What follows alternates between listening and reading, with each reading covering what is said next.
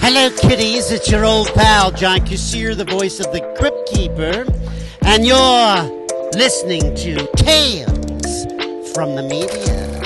Hello, Michael. My name is LaKisa Renee, and I first want to say congratulations on being honored today. How does that feel? You know, it feels amazing and surreal at the same time. I can't believe that 30 years have gone by. But I'm just so honored that the choir decided to do this to celebrate the 30th anniversary and to do this with Tom Viola, who, you know, was the reason that we started. Broadway Cares was the reason we started the concert back in 1994. So to have that moment, it's really, really special. So what was your inspiration for starting it? I started it in 1994 because our community was in crisis. It was the height of the AIDS epidemic, and so many of our fellow industry members were passing away, and we were doing things to battle to make sure that they got the support they needed, whether that was medicine or trips someone to take them to the hospital or just making sure they were cared for. But as a community, there was nothing that was really dealing with our spirits because it's just so hard to understand that kind of loss on such a great scale. And so I wanted to bring gospel music to our community because I believed in the power of the music as a healing agent, right?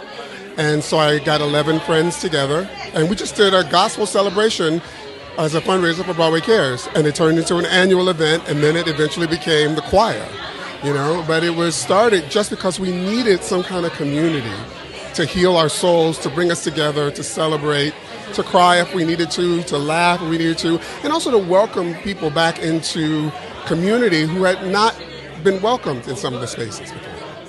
That is absolutely amazing. That just touched me too because outside of journalism, I'm a healer too. I'm a Qigong therapist. I have a retreat where I mentor people and heal them from the inside out. So that's so inspirational. Community is so important. So for people who might not know your background, you want to tell a little bit about yourself? Well, my name is Michael McElroy. I moved here in 1990 to become a musical theater performer, which I did. I worked on Broadway for over 30 years. And at the same time that I was doing that, I was also building the choir.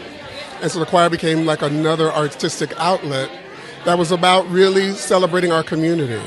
And so I was fortunate enough to be in front of this choir for 27 years. It's amazing. Last question. What do you want to say to all of your supporters over these last 30 years who helped make this event possible and support Broadway Inspirational Voices? Well, I would say thank you. As much as I hope people have received from the choir, know that we have received as much being in community. And one of the things that I wanted to build was I wanted to build a choir that would reflect back the community that would be seeing us. So the diversity of ideas, beliefs, identities, all coming together to sing this music to heal our community would also be something that in turn heals us as well.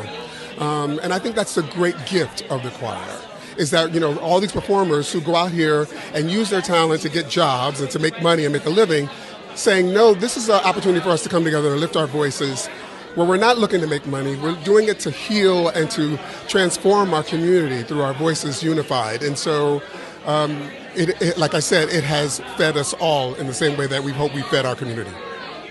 Well, thank you so much. Congratulations again. I cannot wait to see the performances. They're always so touching.